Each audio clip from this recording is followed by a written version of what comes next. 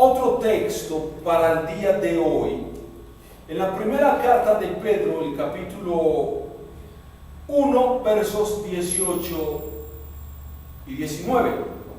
Habéis sido rescatados de vuestra vana manera de vivir, la cual recibisteis de vuestros padres, no con cosas corruptibles como oro o plata, sino con la sangre preciosa de Cristo, como de un cordero sin mancha y sin contaminación. San Pablo escribió a los Corintios, en su primera carta a los Corintios, el capítulo 6, el verso 20, dice: comprados sois por precio. Aquí el apóstol Pablo está diciendo que los corintios habían sido comprados o habían sido redimidos en gran precio. La redención de la cual disfrutaban se había logrado por un tremendo sacrificio, por un sacrificio inaudito. Lo que San Pablo nos indica, San Pedro lo expresa clara e inequívocamente. En este mismo texto, el apóstol Pedro nos habla específicamente sobre el precio de nuestra redención. Y que sea este el tema de meditación para nosotros en esta mañana. Mi Redentor me ha rescatado con su sangre. Escuchemos. El rescate, todos sabemos qué es. Estamos familiarizados en este país como Colombia, donde hay secuestros, donde hay extorsiones. El rescate es lo que se paga para librar a uno que ha sido cautivado, secuestrado o esclavizado. Algo muy común en nuestra cultura. Hay en este mundo individuos que suelen tener demasiado oro, demasiada plata. Hay en este mundo hombres que tienen en su posesión millones y millones de dólares. Estos días pasó en las noticias con el escándalo de la corrupción de nuestros magistrados. Ellos sacaron a relucir sus cuentas y magistrados con más de 3.500 millones de pesos y todavía pedían más plata. Tienen millones y millones de pesos, millones de dólares y muchos más millones de pesos y millones de dólares se hallan en circulación. Y yo me pregunto, ¿cuánto oro, cuánto dinero todavía se halla escondido bajo las montañas en este mundo? Solamente aquí en Medellín, ustedes recuerdan cuando salió el ayudante de Pablo Escobar, que lo primero que hizo fue cavar nuevamente buscando caletas. Todavía hay gente que se encuentra caletas llenas de dólares. Y mi pregunta es, ¿cuánto más de ese dinero habrá escondido? Y de todo este oro, de toda la plata, de todo el dinero que hay en el mundo, el apóstol Pedro habla con desdén. De ese oro, de esa plata que tanto brilla y que muchos desean tener, el apóstol Pablo habla con desdén. Y dice el apóstol Pedro, sencillamente que todo ese oro, toda esa plata, todo ese dinero son cosas corruptibles. Es decir, que tarde o temprano perecen, que no pueden durar junto con los cielos y la tierra. Todo eso será destruido. Eso dice la segunda carta de Pedro, capítulo 3, verso 7. Y además, todo el oro, o toda la plata, o todos los dólares del universo, no fue precio suficiente para rescatarnos, para comprar nuestra redención. Nuestro texto declara: habéis sido rescatados, no con oro o plata. Se necesita algo de más valor que todo el oro, que toda la plata de la creación. Algo de más valor para el rescate de nuestras vidas. Ahora, yo le pregunto a usted, ¿Existe algo de más valor? ¿Y qué cosa tiene más valor para usted?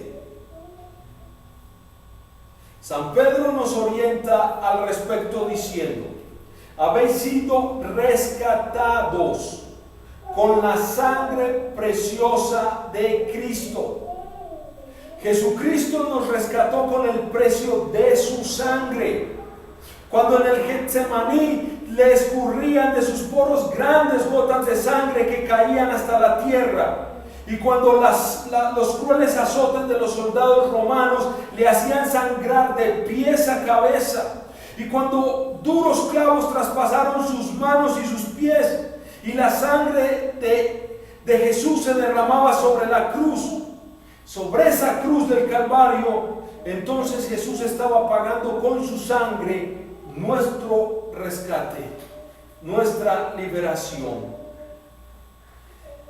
La sangre de Cristo se describe en nuestro texto como sin mancha y sin contaminación, es decir, completamente inocente, completamente santa.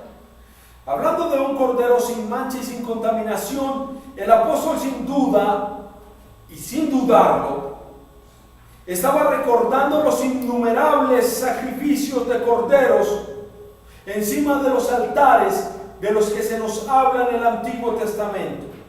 A los israelitas no se les permitía sacrificar un cordero con un hueso quebrado o con algún defecto en el cuero. Tenía que ser un animal perfecto físicamente y de 1 año de edad y en pleno vigor. Aquellos corderos eran cuadros o eran tipos de nuestro Salvador, el Cordero de Dios del que nos habla Juan en el capítulo 1. Así como aquellos corderos no podían tener defecto alguno en su cuerpo, así el Cordero de Dios, Jesucristo, no tuvo mancha ni contaminación. Jesús es el inocente Cordero de Dios, santo y sin pecado. San Pedro en otra parte de esta carta expresa aún más claro este concepto, este punto, el cual no hizo pecado, ni fue hallado engaño en su boca, en la primera carta de Pedro 2:22. Ahora, hay algo en lo que nosotros meditamos pocas veces. ¿Por qué se llama preciosa la sangre de nuestro Salvador? Hay un himno de Cuaresma que habla de esto, la sangre, preciosa sangre del divino Salvador, tierra bendita de Palestina.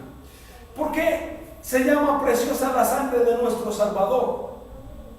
Se llama preciosa por 2 razones. Primero, la sangre es preciosa porque tiene más valor y potencia que todo el oro o plata del universo.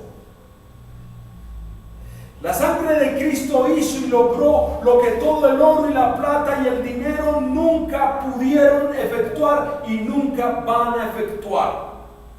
La sangre de Cristo pagó nuestro rescate del pecado y nos redimió. Y segundo, la sangre de Jesús se llama preciosa porque es la sangre del que confesaba delante de Caifás: tú lo has dicho, en Mateo 26:64. O dicho de otra manera, del que confesó: sí, yo soy el Cristo, el Hijo de Dios. La sangre pues derramada en el Getsemaní, frente a Poncio Pilato y en el Calvario, fue la sangre del Hijo de Dios. Motivo tuvo San Pedro para llamar a esa sangre la sangre preciosa de Cristo. Otra pregunta para ustedes: ¿qué logró hacer por nosotros la sangre preciosa de Cristo? ¿Qué logró hacer por usted la sangre preciosa de Jesucristo? ¿O qué beneficio sacamos nosotros del derramamiento de la sangre de Jesucristo? Encontramos la respuesta en nuestro tema. Mi Redentor me ha rescatado con su sangre. La palabra rescate insinúa que usted y yo habíamos sido cautivos, secuestrados o gente esclavizada y que de ninguna manera estábamos libres. Nuestra esclavitud se llama en nuestro texto nuestra vana manera de vivir, nuestra vana conversación, es nuestro modo de vivir, nuestro estado pecaminoso o sencillamente nuestros pecados, los actuales y el pecado original que traemos desde nuestros padres Adán y Eva. Esta vana manera de vivir la hemos heredado de ellos, dice el apóstol. La hemos heredado, pues lo que es nacido de la carne, carne es, en Juan 3:6. Esta vana manera de vivir, además, es llamada con énfasis vana, pues no nos lleva a ninguna parte. Solo nos conduce a la condenación y al infierno, del cual muchos líderes religiosos lo niegan hoy en día. Pero nuestra vana manera de vivir nos llevaba al infierno, que sí existe, según la Biblia, y yo creo en lo que dice la Biblia. Pero para todos nosotros, en medio de nuestra vana manera de vivir, San Pedro tiene buenas noticias. Nos ofrece el Evangelio más dulce. Y el apóstol San Pedro es muy dulce al decirnos: habéis sido rescatados de vuestra vana manera de vivir, la cual recibisteis de vuestros padres. La carta a los Hebreos respalda este Evangelio en esta forma. Él, Jesús, también participó de lo mismo, de la carne y sangre, para destruir por la muerte al que tenía el imperio de la muerte, es a saber, al diablo, y librar a los que por el temor de la muerte estaban por toda la vida sujetos a servidumbre. Una pregunta más. ¿Faltó algo por pagar?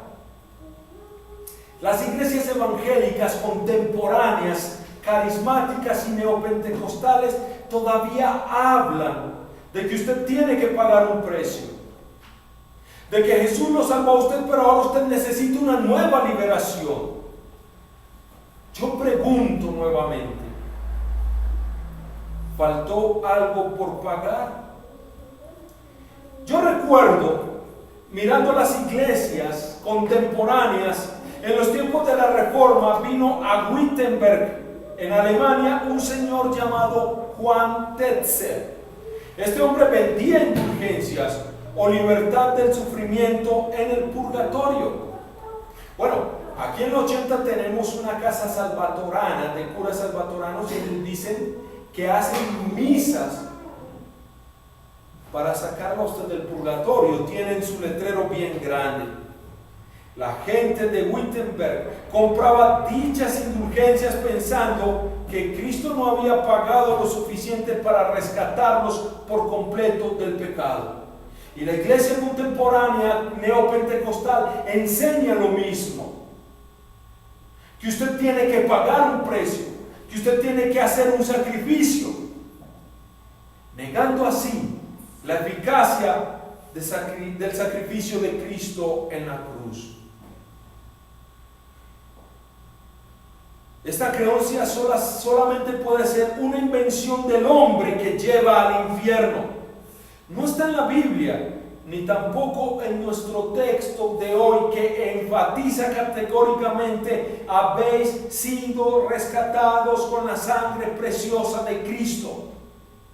San Juan lo expresa de una manera diferente, pero aún más concisa. La sangre de Jesucristo, su Hijo, nos limpia de todo pecado. Todo pecado, sin excepción. Mediante nuestro precioso texto, San Pedro alegra nuestro corazón. San Pedro alegra el corazón de todo creyente. Y así alegró el apóstol también el corazón de Martín Lutero y lo indujo a poner en nuestro catecismo menor esta confesión: yo creo que Jesucristo me ha rescatado y ganado de todos los pecados, de la muerte y del poder del diablo, no con oro o plata, sino con su santa y preciosa sangre. Amén. La paz de Dios, que sobrepuja todo entendimiento, guarde vuestros corazones y vuestras mentes en Cristo Jesús. Amén. Pongamos